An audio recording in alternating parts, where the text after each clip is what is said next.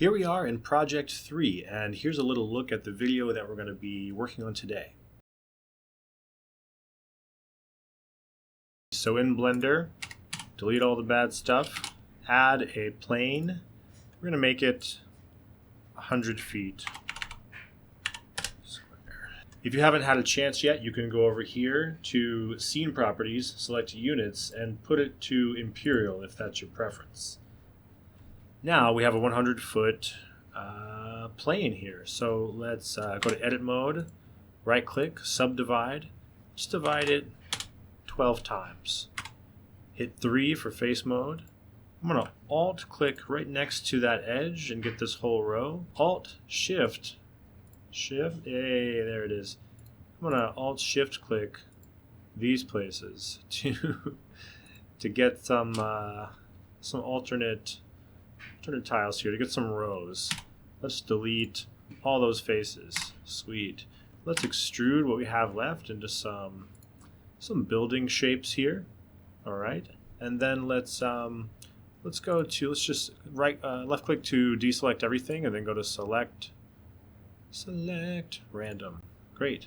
Then what we're going to do, we're going to go up here to wireframe mode so we can see through the whole thing. Then hit 1 to go to vertex mode. Hold Control, click and drag with the left mouse button to deselect all of the bottom vertices.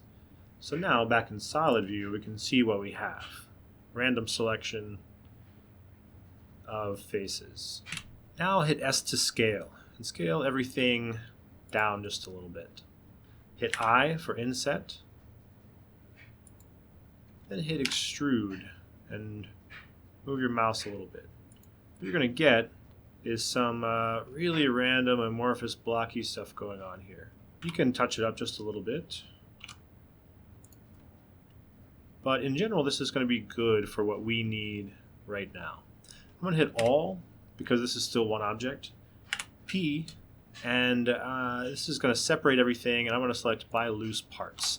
Now, what we have here, when I tab out of Edit Mode, is a bunch of individual, interesting science fiction buildings that we're going to make an alleyway with. So let's just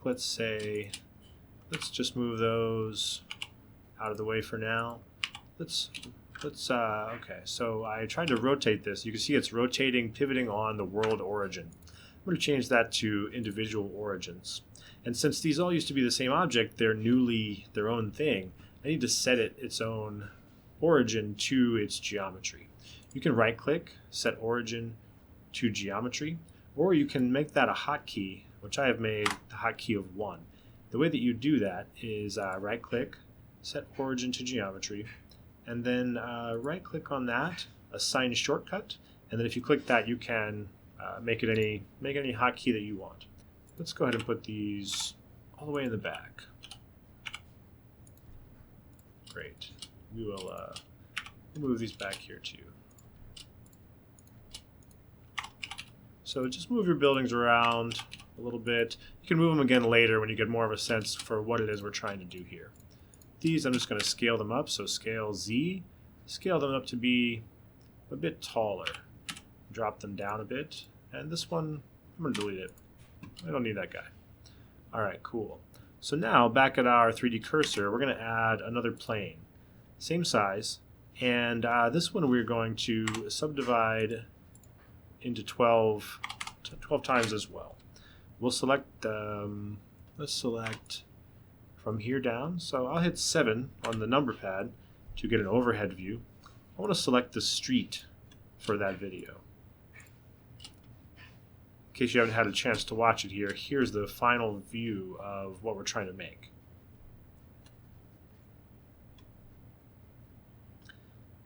So the way that we're going to go about this next is to have this be our street. So we've selected these cubes, these faces on this plane, and I'm going to extrude them down just a little bit so it looks like a sidewalk. So hit E to extrude, and then just move your mouse down a little bit. And that will be our street. So now I'm going to move our buildings around a little bit. Tab out of edit mode. I want these to block our view of things beyond. All right, so now I think we're ready to start adding some stuff in. So let's add in our first piece of footage. Let's just go ahead and go to rendered view because we can't work with our footage. And since we are in a beginner class here, we're going to go to the first tab up here under Active Tool and Workspace Settings. The first one is Render Properties. We're going to go to that and select EV. Depending on what computer you may have or how long you want to spend working on this, EV is a much faster render engine. In our world here, let's add a sunlight, a light sun. As you can see, what the sun does is it has a much more, it covers everything, right? Just as you would expect. And based on its position and its rotation, you can get some interesting shadows, and that will give us just one light source that's giving us a lot of value and a lot of descriptive light here about what the three-dimensional world is like. We can change the color of the sun a little bit, give it a more natural vibe, and yeah, actually let's make it a nighttime sun. Cool, we'll add some more lights in later. In fact, let's go ahead and add our point light back in that we were talking about.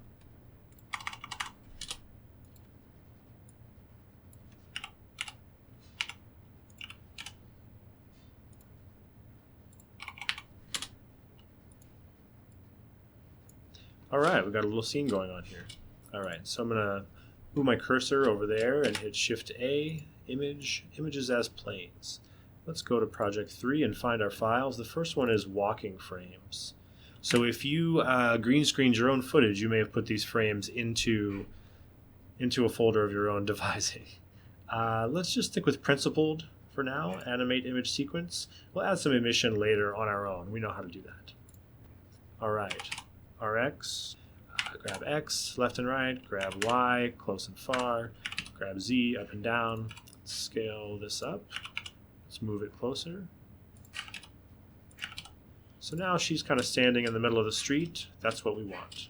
All right, we need to go to Material Properties, scroll down, and set her to alpha hashed for her shadow mode. And now you can see she's casting her own shadow. We'll bring her down just so that she is almost touching the ground there. We can go ahead and give our ground its properties, its texture. Let's select it and go up to shading. Click New, hit Shift A, search for image, and we will drop the color of that image into the base color. Click Open. In the project file, we're looking for Stone 2. So if we have our texture here, and it's okay, pretty good, but we want to, let's say, scale it up or scale it down, what we can do is hit Edit, All, that will select all the faces, and go up here to UV Editing.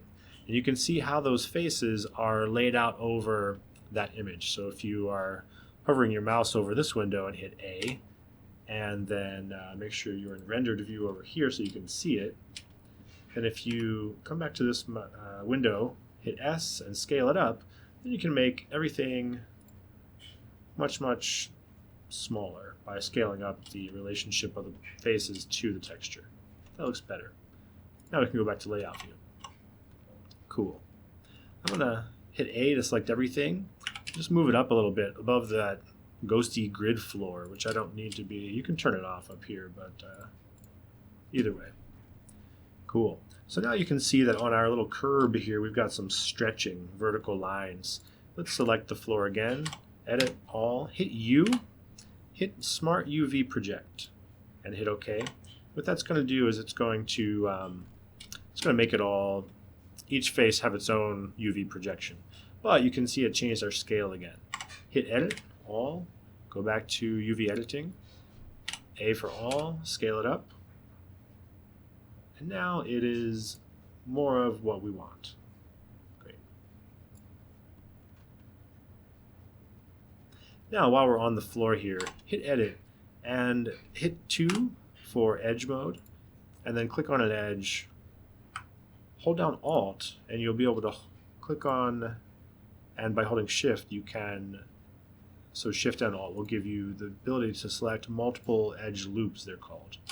So if we have this whole edge loop selected here, we can hit Control B and then drag our mouse slightly to bevel this edge, and if you roll your mouse wheel you can add a little loop cut in there. So now what we have is much better looking than than just a flat edge. I'm going to turn down the specular on the surface a little bit. So over in material properties, the specular is how reflective something is, and the roughness is how shiny or glossy it is. So if it's not reflective at all, it can't be glossy. But if it's very reflective, but it's very rough, then it's kind of foggy. See? And we can go ahead and give our buildings their concrete texture as well. So let's select one of those, go up to shading, hit new, and the same process. We're going to add an image texture. We're going to open from the folder concrete wall. Yeah, so you see how this is all stretched out. That's because we scaled it and moved it around and we never UV unwrapped it. Hit edit, A, U, smart UV project. That'll be fine for now. So for each of these objects, you want to go to material properties, and since you have that material on one object already, you can just go up here and select that for each of them. Now we can unwrap them all together. If you just hold down Shift and select them in sequence, then you can get them all selected and hit edit, all, U, smart UV project. Great. In fact, let's select all of them, edit all, and go up to UV editing. And let's just scale that up so much. And let's rotate it R 90 as well. Let's move it around until we get something that's a bit more interesting, at least for our main alleyway. You can use this button up here to turn off overlays to see what you're actually going to get. Another thing that we can do for these textures is we can go into shading and we can use the texture themselves as a bump to make it have a actual texture that catches the light. We did this in class before as well, but here in shading, let's hit Shift A, search for a bump, drag it down here, and you're going to drag normal into normal, and then just drag the color of the image into the height. You can see that it did. If you go to rendered mode, the lighting is being picked up. It's like a lot. Let's make the strength be 0.5. Let's make it 0.2. We'll do the same thing actually with our ground. We'll add a bump node, add the color into the height, and we'll make that strength 0.4. Cool. Okay, so now right away we've got our person standing in a little dystopian place, right? Looks pretty cool. So the next thing we want to do is we want to add our little restaurant that was seen in the video. So over here I'm going to hit Shift A, image as planes, go to the project folder and look for our restaurant. There it is, RX90, scale it up, RZ 180 because it's backwards. And now what you want to do is finagle this into the right scale and relationship to the world around.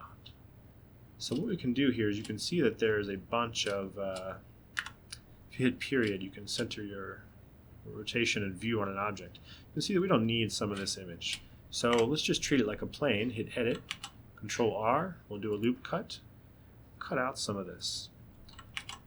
Do another loop cut. We'll go ahead and cut out this whole corner. That's fine. Now it's looking a little better. We'll just turn the shadow mode to none. So in order to mask some of the edges of this thing, we're just going to add some cubes and stretch them out. So add a mesh, cube, scale X, grab X, edit, Control R, we'll do a loop cut, come back here, hit E to extrude, it'll take that as far as you want. Grab Y, it's gone out of sight. Great. So now that looks pretty cool. we're going to drop a new texture onto this guy. So we'll go to shading, add an image.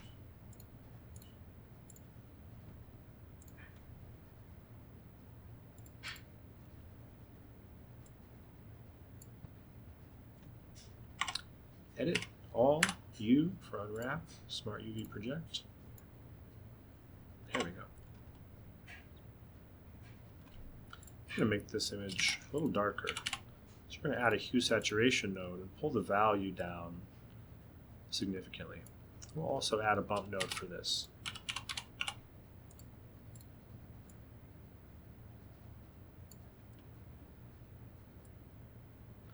Plug the color into the height. There's our restaurant. We're going to track away from it, so that'll be okay. Right now I think this light is just hurting us. Let's make this light be the light for the restaurant here. So let's move this point light right to this position. And that's going to help us make it feel real, but let's change its color to a lot. And let's change its brightness to more like 170 or something like that. That's going to help us sell this scene a lot better. Let's duplicate that on the y-axis and move one back behind the plane. That way she's still being lit by it even when she's a little bit upstage of the restaurant. Cool, right on. And then we'll make another copy. We'll move it way over here so that there's a little light on the front of the restaurant too. We'll make that one more like 50. Great. So now we're starting to have an interesting look here to our scene. Not too bad. We'll add a few more cubes out here just to kind of block the fact that the edge of this image is clearly an image. Cool.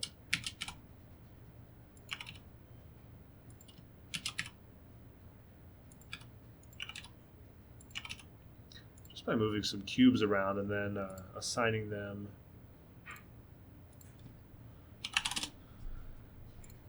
textures, then you can get away with a lot. I'm going to inset these faces, hit Alt-E, extrude along normals, just to move those in a little bit, give them a sort of boxy appearance. The simplest acceptable prop is like a cube with some extruded faces, but we've got some stretchiness in there. Let's select them all again. Edit, all, U, smart UV project. Now we've got some crates working in there. Let's put a few more of those. So Shift D will duplicate, and then Shift Z will keep you from moving things on the up-down axis. So we can move these over here and make them big.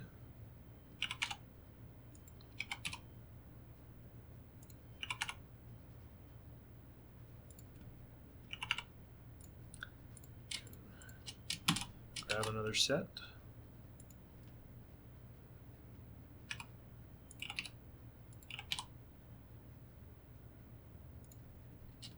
Cool. All right, looking good. So what happens in the scene is that our, let's go ahead and Control S to save. And what happens in the scene is that while this person is walking, the footage is moved forward, right? Where it's going to move down the street. And so it appears that she is walking. So what we want to do, we want to add a keyframe. So I've selected the footage. I'm at the beginning here. I'm at 1 by hitting all the way back. I'm going to hit I, location and rotation, to add a keyframe. Now let's go to the end. So let's go over here and make it 300. That's what we're doing, is a 10-second animation, and we want to make sure that in output we're set to 30 frames per second, which we are. Then we're going to figure out how far she can walk in 30 seconds. I'm going to say, or 10 seconds. I'm going to say maybe that far. And I'll just put another keyframe. I'll go to the end. Well, if you move to the end, but you only have one keyframe, then they will move back to that keyframe. Let's say that far. I moved her down the street. We're at the end of the video. So I'll hit I, lengthen rotation. Now let's go back and let's see how the walking looks, especially if the feet look like they are sliding along the ground.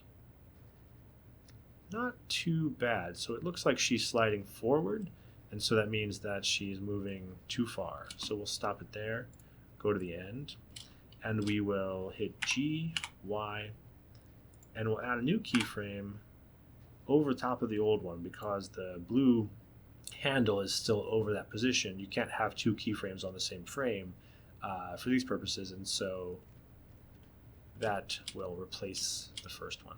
Now let's go back. How do her feet look?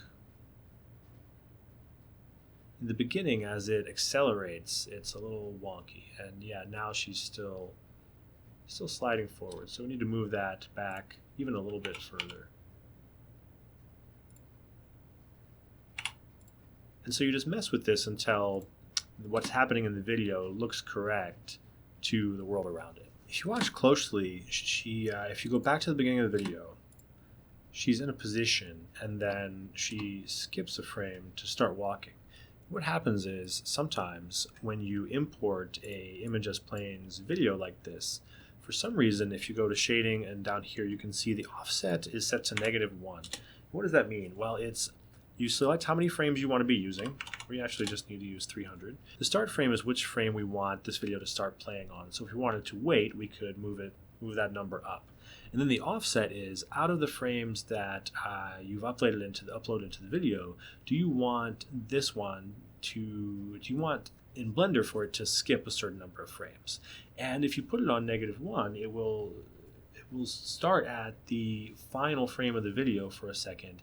Probably it's set that way so that it will load the video up before it starts playing, but for our purposes it's not working, even though Blender will do that to you every time. So you have to check that each time. Now you can see that she just starts walking right away. And a little bit of the issue that we have is she's not accelerating fast enough because in the video she just takes off, but the movement of the frame, it takes a few seconds to accelerate. So I'm just going to go up here to, let's say,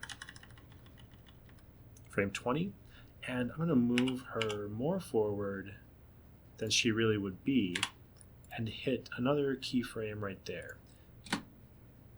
That makes her take off faster at about the same speed that she accelerates. I'm going to replace some of these buildings so that they're a little thinner. The thinner ones means that over the distance that she can walk, we'll get more coverage.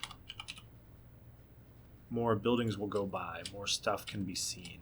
That's what we want. We want to have a few features in here. We know basically what the features are that need to be in this video, right?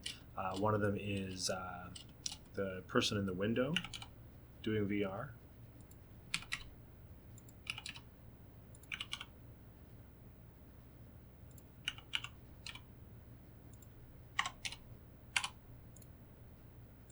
You can always change the scale of these things on a particular axis, but in order to reset the UVs, you have to do the Smart UV unwrap. So we'll use this for the VR window.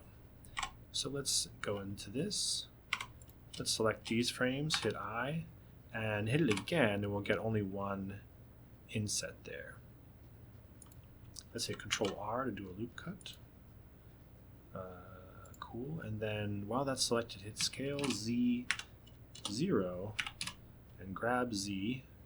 We can kind of move it around to get something more like a window. All right. That looks pretty good. Let's extrude that out. Inset it again.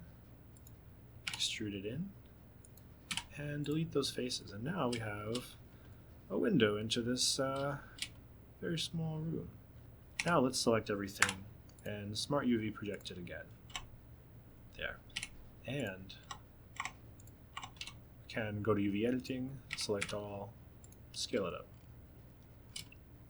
Yeah, that's more interesting. While you're in UV editing, if you select everything or individual faces and you hit G and grab to move them around, then you can move the relationship of the texture to the faces around, which is super useful. So let's go ahead and get our other footage in here, images as planes, and that is VR game frames.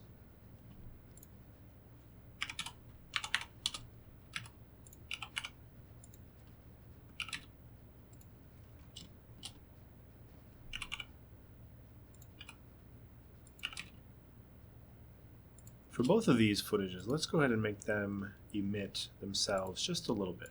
So plugging the color into emission and turning the emission strength down to 0.1 will make them show up just a little bit. Great.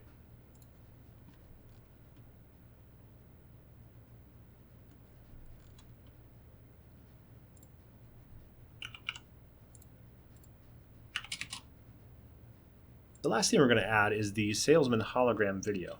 But before we do that, what we need to do is rename our video materials, because if you render all of your green screen footage as frames and they all get named 000, 001, then the computer will get confused about naming its materials. It'll name them the same thing. So let's just name the material in material properties. The material for walking is walking, and for VR, you can see that I named the frames VR, which is what you should do from now on. And what I should do from now on is every time you start generating a bunch of frames of a video, give it a prefix like VR. That will prevent it from being overridden by Blender.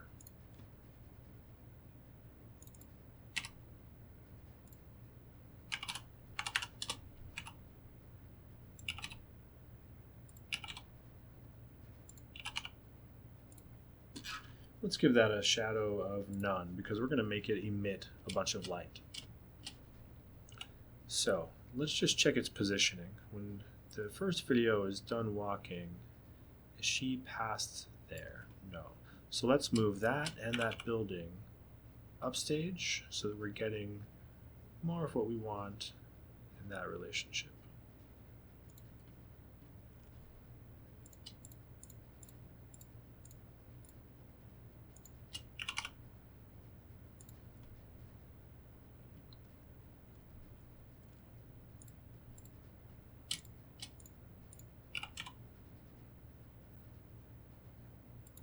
Cool, so the next thing we need to do is to turn this video into a hologram. In order to achieve our hologram effect, it gets a little bit complicated, but we'll work through it slowly and we'll get there one step at a time. For the alpha, we want to add a color ramp. That will allow us to turn it a little bit see-through. The alpha is where there's something, where there's not, right? And that's represented by white and black. So if we were to switch these around, then you would see that where the person is would just become a silhouette, right? Because it's about what's there and what's not. So if we want this to be a little bit not there, then nothing should be totally white. So we click the white one, we just drag that down a little bit, we can see through it. But if we take our color here and we mix that with the colors of the hologram that we saw in the video, pink and blue. So let's grab a color ramp, grab another one. Let's set the colors of that to be those colors.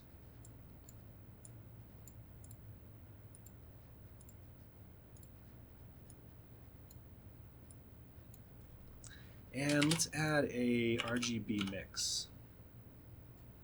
So let's run the color ramp into the bottom color and the color of the image into the top one. And just for fun, let's plug that into emission and see what we get. So we're heading in the right direction. That's good. Let's do exactly the same thing. We can just click on mix and click on color ramp and duplicate those. I'm going to drag those down here underneath this so we don't get confused. So get to the point where you have two mixes. Here, let me make this a little bigger. So in your node editor, get to the point where you have two mix RGBs, two color ramps, one blue on one side and pink on the other the opposite. The color is going into the factor of the first one, color 1 of the first mix, color 2 of the second mix. Now we want to do a mix RGB node. Let's set that to add. And let's add our two mixes together and plug that into emission. So now we're getting something that is a lot more like what we're looking for. Let's just duplicate this add node. Let's add that back on itself. All that does, if you select a node and hit M, it'll mute it. You can see what it's doing. And that's just making it brighter. So I think that is pretty good. Let's just get our stripes in there. So what we want to do, we want to come down here somewhere where we have room and add, search for a wave texture. And if you have Node Wrangler enabled, then you can click on it and do Control T. And let's plug that factor into the emission strength. So we're getting some big gaps in our emission, which is what we want, but not quite like that. Let's go down here to that mapping node we added. On the Z, let's rotate it 90. I put in R, just put in 90. And then for scale, you can click and select all of these and take it up higher until you are satisfied with what you have. Great. You can mess with the distortion and textures of the, yeah, there we go, that's more interesting. So if you come down here to the wave texture, the bottom thing, if you move that around phase offset, it is moving the wave texture, and we can animate that to make it look more interesting. What we can do, so that we don't have to mess around with it too much, is we'll just set it to move every time it's a different frame. So we'll hit Shift-A, search for value, and that will just let you put in a number, but instead of putting in a number, you can type pound frame, and whatever frame that you are on will be the number of the value. So let's plug that into phase offset. So we should be doing pretty well here. How does our little scene look? Pretty cool. So let's go back and add a camera so we can start setting up what we really want to see. So kind of in front of the first footage, let's move our 3D cursor, Shift-A, and add a camera.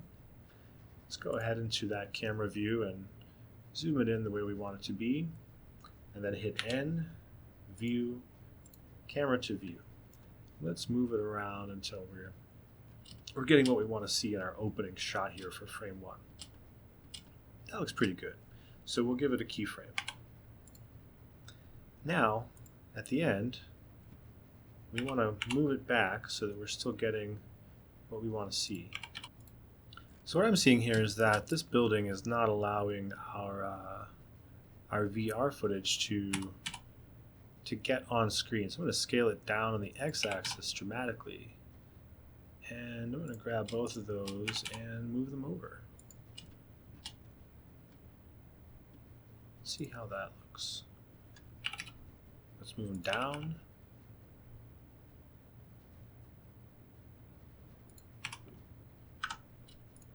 And I'm going to scale that building on the Y as well. How does that look? About now we want to be seeing that footage. That's great. So let's just move the building a little bit. Move the footage. And now that we have scaled that building out of all recognition, let's hit Control A to apply all transforms. Edit A, U, Smart UV Project. And let's go to UV editing and let's scale those up a bit.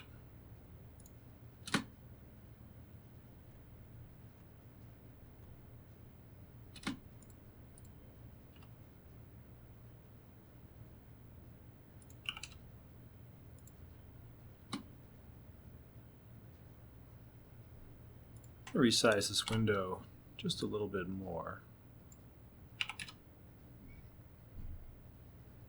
Let's add our background in. That's just going to be a picture. So way back here in the back, way back here, we're going to add another image. Find your cyberpunk background. I'm just going to scale that up a lot.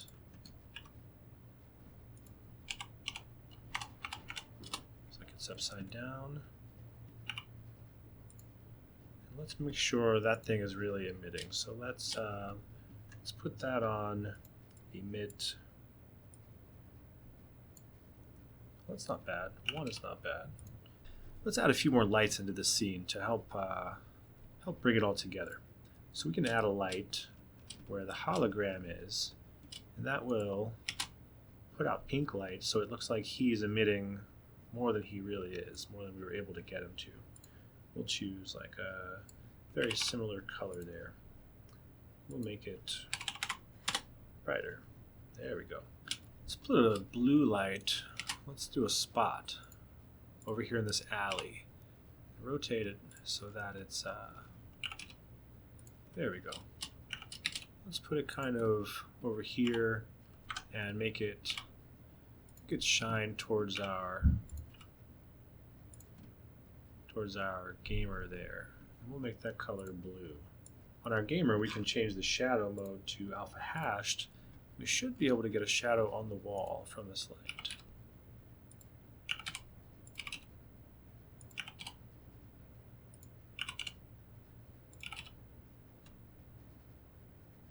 There we go, there's a nice. So now we're getting a contrast of light during this scene. We'll duplicate that light, shine it on the pathway as well so it looks like there's one light, but then hopefully when we go through that part of the video, our footage is getting a blue light cast on it as well. You can add lights wherever is going to work for you to get the look that you want. The more lights that you add, it will slow down your render time. However, lighting is the key to seeing, the key to making something look good. Let's grab our restaurant light here and give it a blink. So if this is the brightness that we wanted on it and we're on frame 1, let's hover over the brightness and tap I. That will set a keyframe for that, and that's true of almost every number or little feature that you can see in Blender. You can usually keyframe it. So let's go, let's just go 8 keyframes forward and give it much lower brightness. Keyframe that. Let's go a few frames after that. Give it almost as much brightness as the original.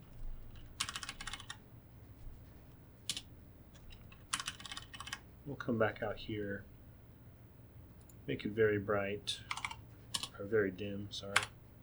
And then come back out here and we'll make it even brighter. Great. So how does that... Great. So what we can do, we can scale that down. Just hit S. We can duplicate it. See how it looks.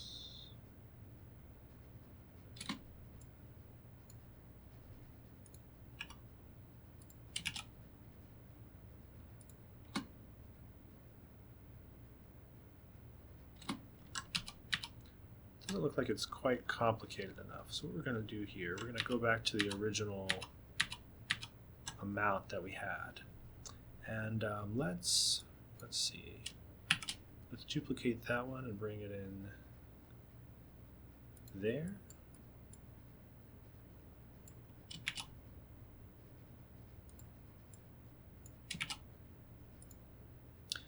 All right, that should be a mess.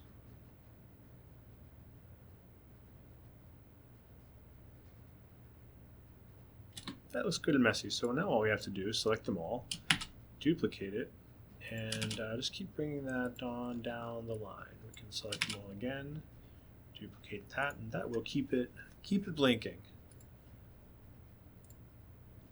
In the window here, let's give our game player a little bit of light because it's just feeling a little bit odd there in that room. Let's make it a little bit of a color. See if we can move her back a little bit and pick up some of that light. That's a better look. Maybe move that light forward a little bit.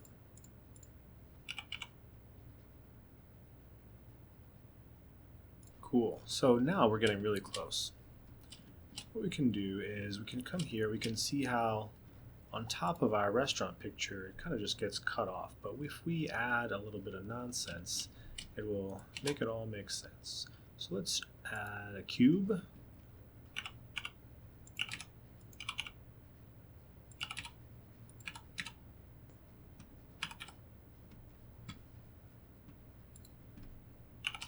And let's stretch it out so that it's kind of like a beam or something. Duplicate that and come up here and add another one. And let's duplicate that. Scale that down until we have just kind of a small framing member there or something like that. Let's come in here and let's pull one of those. And let's duplicate that. Rotate it on the Y 90. Now we got an X. Cool. Let's duplicate that and move it along the X axis. So Shift D to duplicate, and then X, we'll just hold it on that axis.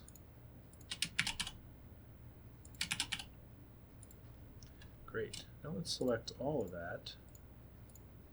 We can make it one object, which will make it a lot easier and faster for us to give it a material and to unwrap it. And since we're not going to want to do more with it later, then that will be fine. Let's give it that same box material. See how that goes.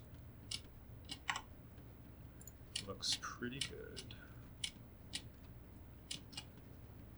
Cool.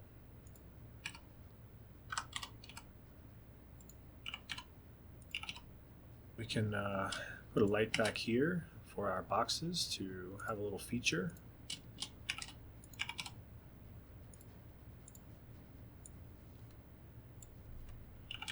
So it's starting to come together pretty well here, I think. And it's just a combination of disparate elements and then finagling the details that will get you something that starts to look decent.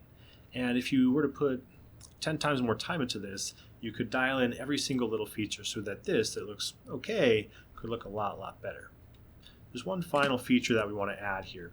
We want to add a volume effect cube that's going to give all of this a smoky, foggy kind of feel. So let's add a cube and let's scale it up so that it encompasses the whole scene. There we go. Let's just scale it down so that it's as small as it can be. Let's scale it on the Z so that it is no bigger than it needs to be. And then for that cube that we're now in, let's go to shading, add a new texture, and let's grab the principled VSDF there and delete it, and just add a volume scatter. Plug the volume into the volume. Make the density be like 0.02, and the anisotropy, turn that up but not all the way. That's our easy, fast way to add a bunch of haziness. I'm just going to add a few more cubes around. Who doesn't like cubes? Once you get it looking the way that you want it and you think you're ready to do a render, first do a render of an image. Go to Render, Image, or hit F12 and see what one frame is going to look like. And if it looks the way that you expect, then you're ready to move forward. To output a video, go to the third tab here, hit Output, and make sure you're outputting to 1920 by 1080, 30 frames per second. Start frame is 1, end at 300. And under Output, select a folder where you want to output your frames. We're going to output this video as frames. We're not going to make any videos anymore because let's say it gets corrupted in the middle. Well, we still have the frames that is however far we got. And as I mentioned earlier in an earlier project, for this class, let's select PNG, make sure it's on RGBA, and a little compression is fine. Back in render properties, if you have a fast graphics card or if you just have a really fast CPU or you want to go for it, you can check ambient occlusion, bloom, and screen space reflections to make the whole thing look a little better. And then down here under shadows, if you up the cube size and cascade size, it will definitely slow down your render. But if you can handle that, then it will make all the shadows softer and make them look better. Finally, down here at the bottom under color management, select Filmic and then select medium high contrast. That'll raise the contrast just a little bit, make everything be a little bit more juicy. Finally, once you're ready and all of that is set, go up to Render and hit Render Animation. And Blender will start spitting out the individual frames for you as PNGs, and you can bring those together in the Blender video editing software that I'll show you in a second. Once that's done, open a new instance of Blender and go to Video Editing, or you can go to File, New, Video Editing. With the blue handlebar here, hit Shift A and select an image sequence, and then find all of those files that you generated just before. Select them all and hit Add Image Strip. Now your video frames are compiled together here as a video. Make sure that the end frame is 300. Blender defaults to 250, so you would lose some of your video there. And select the folder you want to output to. Select FFmpeg video, and under encoding, for us select MP4 and high quality. For audio, just select no audio. Up at the top, make sure that the resolution is correct and the frame rate. So the default frame rate in Blender is 24 frames per second. Select 30 for this project. Now you're ready to hit Render, Animation. And Blender will turn those frames into a video file, an MP4 that'll be spit out in that folder that you selected. So this is what it looks like, our final video render that we just did here. Similar to the original, you could sit here and mess with it until time comes to an end, and improve it and improve it and improve it. But as an introductory project, I think that this is a great step. The next thing to do would be to do projects like this on your own and keep learning these steps, from filming to keying the green screen to getting this stuff and similar assets into Blender and using simple geometry and textures to fill out a world and add lighting and volumetrics and background images. All of that with animating the camera and outputting a video will give you a product that you can really be proud of.